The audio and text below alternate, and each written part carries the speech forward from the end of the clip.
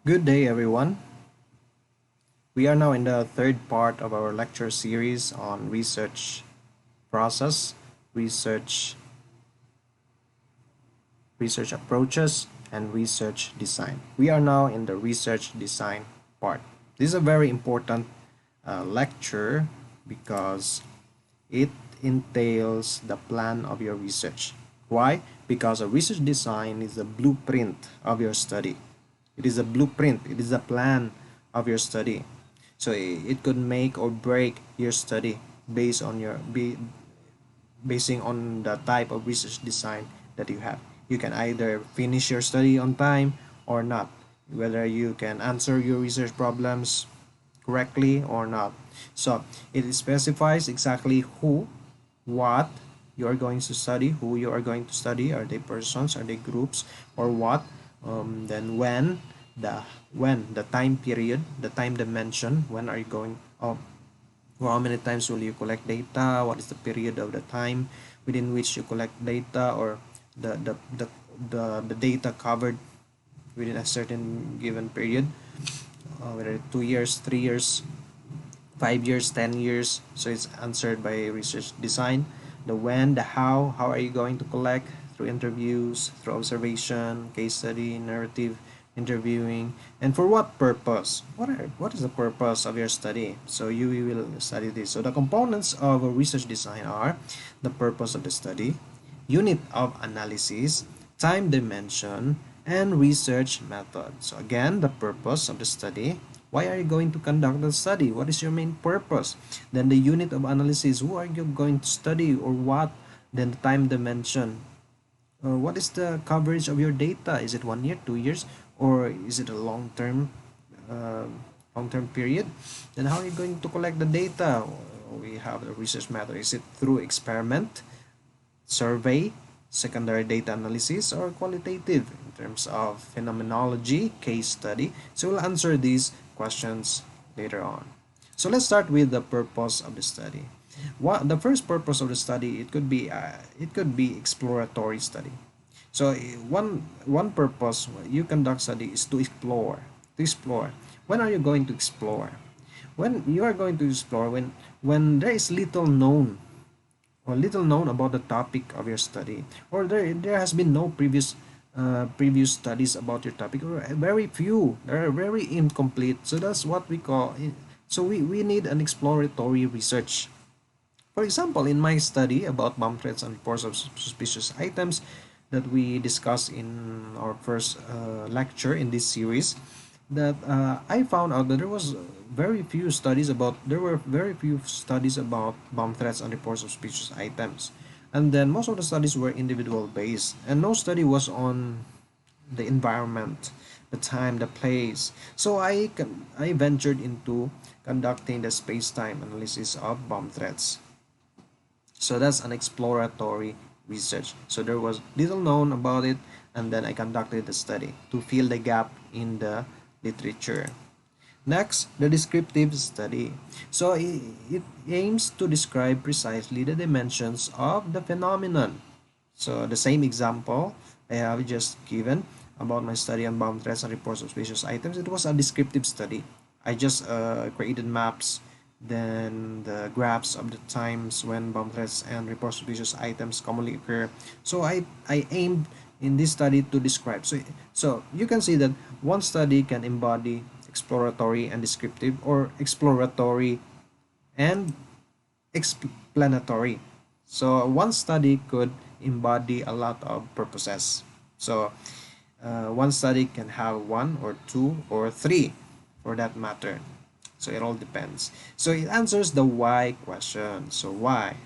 So the reason why someone commits a crime, or why someone is victimized, or so it explains why such phenomenon occurs. For example, in my study, I tested the self-control lifestyle framework of victimization, and this theory, all theories explain a given phenomenon, like a theory of crime or theory of victimization. All theories explain So if you test a theory, so the purpose is explaining. For example, if that is the theory of victimization, why are people victimized? Because they have low self-control, they have risky lifestyle.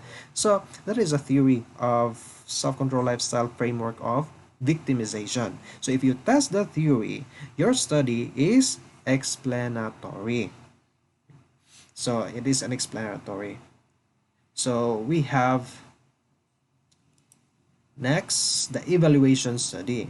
So it is different from the previous studies, but it can be also explanatory or descriptive or explanatory. So it can use either of these approaches, but it is evaluation. So for example, evaluation of the foot patrol program of the Philadelphia. So just I discussed this in our previous part of our series conducted by Radcliffe et al. They conducted a randomized controlled trial of police patrol in Philadelphia, and they found out that foot patrol is very effective to prevent violent crimes in Philadelphia. So they evaluated this program. So we can evaluate like the Tockham project of the government. So we use evaluation research. So to evaluate the programs, evaluate the policy, evaluate the interventions that have been used. So that we can revise it, change it, or stop the program. So it assesses the effects of social programs, including criminal justice policies, whether they are good effects or not good. Next component of the research design, the unit of analysis. You need also to decide what unit of analysis you are going to study. So it could be individuals. So if you study crimes, whether you conduct study on the suspects, the victims, or the police officers, correctional officers, arson investigators. So you conduct survey on the individual. So the unit of analysis is the individual. Next, or groups. So like groups like gangs or barangays. So these are groups. So if you want to compare the crime rates per barangays, that is the unit of analysis is a group, a barangay. Like another one, which of the gangs are more violent in a prison? Sounds Sputnik gang or Waray Waray gang in a particular prison. So you determine what gangs are very violent, what are their history, so on and so forth. So that is your unit of analysis is a group. Although you are studying individuals, but they comprise a group informally. And next is the formal groups, and we call them organizations. So here, the groups here are informal. So there's no formal structure like gangs, the barangays. So the barangays are not. So so if you compare them, compare the barangays is a group. But if you compare like police stations, like they are agencies, they are institutions, established institutions, they are formal organizations. We call them organizations. So police stations, if we compare bars in terms of crime rates, so that's organization. Next, you can also study social artifacts. For example, I studied in one of my studies that I gave as an example earlier in our previous lecture in this series. I conducted a study on the news reports on the prevailing narratives in the public sphere. So the news reports can be considered as social artifacts. It could also be that you want to study police reports. You want to study police reports or question documents. So these are social artifacts. They are created by human beings. So these are the units of analysis. Next, but when we study the units of analysis, we need to beware of these fallacies. The first fallacy that we might commit is ecological fallacy. The next is individualistic fallacy. And the other one is reductionism. So let's discuss each. So we might commit this. For example, ecological fallacies. For example, you found that Barangay Look in Dumaguete City has the highest crime rates, across all crimes in the entire Dumaguete City. And then you say that, oh, where are you from? You are from Look. Ah, you might be a criminal because you come from Look, and Look has so many crimes. That is ecological fallacy. You use your findings on the group and you explain the characteristics of individuals on based on the ground of the characteristics of the group. You cannot do that. That is ecological fallacy. So even if the person is the person comes from a place that has a very high crime rates, you cannot say that he might be a criminal because he comes from barangay Look that is the highest number or crime rates in the entire city. That is ecological fallacy. Where are you from? I am from this place. Ah, you might be a terrorist because you come from this place. That is ecological fallacy. You use the findings on a group and you use those findings to explain or to characterize a particular person. We call that a fallacy. A fallacy is a wrong reasoning. Wrong reasoning. Incorrect logic is wrong, incorrect notion of an individual or group. Next is the opposite, the individualistic fallacy. For example, you generalize. This is very common. Generalize your observation about an individual to groups is the opposite. For example, if you see a person and then he commits a lot of crime and he is from Look, then out of your observation that this person has so many crimes and he is and he resides in Look, and then you say tanan all those who reside in Look are criminals, and then you just base that on one person or few persons that come from Look.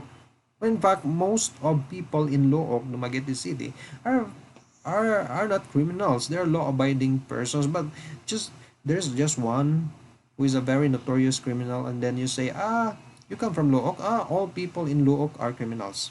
Or criminal, take for example criminology students. If one criminology student commits a misbehavior, commits a misdemeanor, commits a crime, and then you say, all criminology students are bad. So that's individualistic fallacy.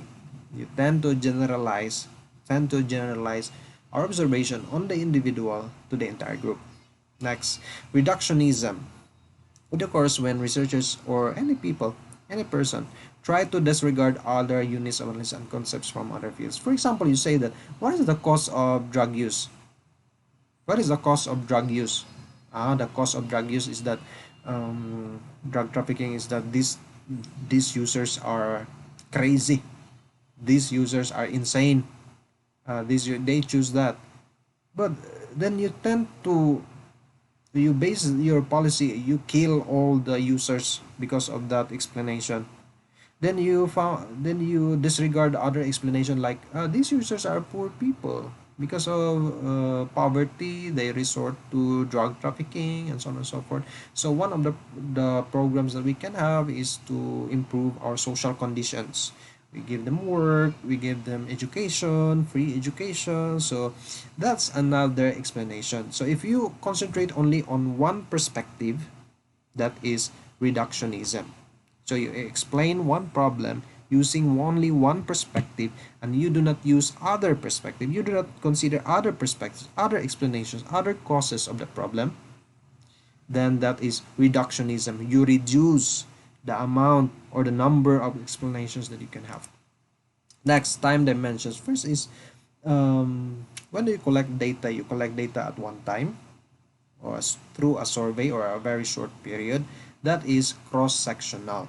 So for example, you collect a survey, one-time survey of all drug users. That is cross-sectional. Or if you collect data from the police station from 2019 to 2020 or 2019 to 2022, that is still a short time period. That is cross-sectional. But what if we collect data from several periods? We call that longitudinal data. First type of longitudinal research is trend studies. So it displays the changes of the frequency of an event over a long period of time. So for example, you collect data of crimes from 1990 to 2022. So about robbery in Negros Oriental from 1990 to 2022, that is how many years? 22 years. That is a trend study. So trend study, you look at the trend of the data through a graph. So that's a trend study. Next, panel study, you collect data from the same sample respondents for 2 or more periods of time. So the same sample of respondents for 2 or more periods of time. You collect data from your neighbors, in year 2020, then you collect again in year 2022, then you collect again in year 2025. That is panel study, if you have the same sample of respondents. Next, cohort studies. You collect from different sample of cohorts in different time periods. So you collect data in different periods of time, but the same type of respondents, but different respondents, just the same type. For example, you collect data from high school students in 2020. Then you collect data similar. You use the same questions and you collect similar data from high school students in 2025. So the same type of respondents, high school students, but different individuals involved, but the same type of cohorts or type of respondents in different periods of time. We call that cohort studies. So in 2020, you collect from fourth year high school students data on their crimes or delinquency. Then in year 2025, you collect data from senior high school. Then year 2028, you collect another similar data from senior high school. So the same senior high school, but different individuals, because those senior high schools were you from whom you collected data in the first survey, they have already graduated. So they have already graduated, and then you have different individuals, but the same time. So that's what we call cohort studies. Next, retrospective. So instead of collecting data in several periods of time, that is very time consuming and you need more resources. You can just ask people to recall their past. So you recall their, for example, if you want to study the result of parenting, then so it's so time consuming to use panel studies or cohort studies. So you can just ask them about their past. You can ask the students of the past. So how did your parents how did your parents uh, employ their parenting strategies? What were the parenting strategies? A blank blank blank. So those questions in the questionnaire. So in the past, and then you ask questions in the present also, about their crimes. Then you correlate the two, determine whether the parenting styles in the past when they were still young could affect their crimes right now. So that's retrospective study. Next, research method. So how will you collect data? So let's go to quantitative research method. So first, survey. You collect data from a sample of the population. You have the population, like for example, how many are we in the Philippines? We are about 110 million, 108 or 7 million Filipinos. But you cannot conduct a census. We are not the government. The government has a lot of resources. The government can conduct a census of all Filipinos, all people in the Philippines. But we cannot do that because who are we to conduct census? So we conduct survey, just like the SWS survey, Pulse Asia survey, to determine the satisfaction ratings of the president of the Philippines. So that's a survey. Or you conduct a survey on crimes committed in the campus or the offenders. Just select a few, like 100, 200. In the SW survey, they typically use 1,200 respondents out of 90 or out of 107 million. But that is still reliable and valid. There are just some standard errors, plus minus, of the percentage. Later on, we will demonstrate that in our future classes. Next, secondary data analysis. So you may not conduct a survey because some data may not be collected through a survey. For example, crime data. You can go to the police station and collect crime data instead of conducting a survey. So there's already a readily available data that have been routinely collected by the agencies in the criminal justice system, just like the police station. So just go there and collect the data. Next, experiment. So here, the evidence from experiment is sometimes called the best evidence. Scientific evidence comes from the best scientific evidence, according to some, comes from experimental studies. So it manipulates the independent variable. Just like for example in our foot patrol experiment. So there are areas. So what is manipulation? There are areas that receive no foot patrol, no foot patrollers. But there are areas that you place a foot patrol. The other area foot patrol, other area foot patrol. So not all areas have foot patrol. So you manipulate the independent variable. The independent variable here is the patrol method. So manipulate, you change. Here in this barangay foot patrol, in this barangay no foot patrol, in this barangay no foot patrol, this barangay with foot patrol. So you manipulate the independent variable across the areas. So that's what we call experiment. Next, qualitative research. So we can also use qualitative research. I have used this in some of my studies. Next, first, narrative analysis or narrative study. It explores the entire life story or some small stories told by your participants through interviews or collection of documents. So we call that narrative research. Next, phenomenology. Here in phenomenology, you study several individuals who have experienced the same phenomenon and attempts to extract the essence of their lived experience commonly through interviews. So their common experiences, you determine the common experience, the essence of their lived experience, their experiences, the common experiences of individuals. For example, the common experiences of police officers who experienced ambush. So if you interview them, their common experiences, what are their common experiences, the essence of the phenomenon, the essence of their lived experience, we call that phenomenology. So the phenomenon.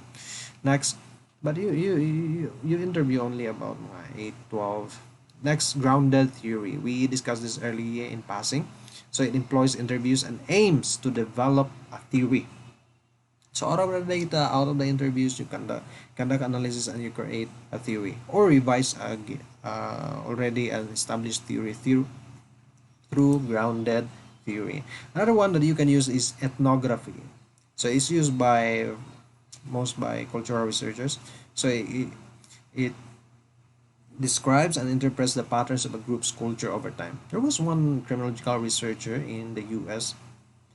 He wanted to study police officers, the training of police officers. So he applied as a police officer.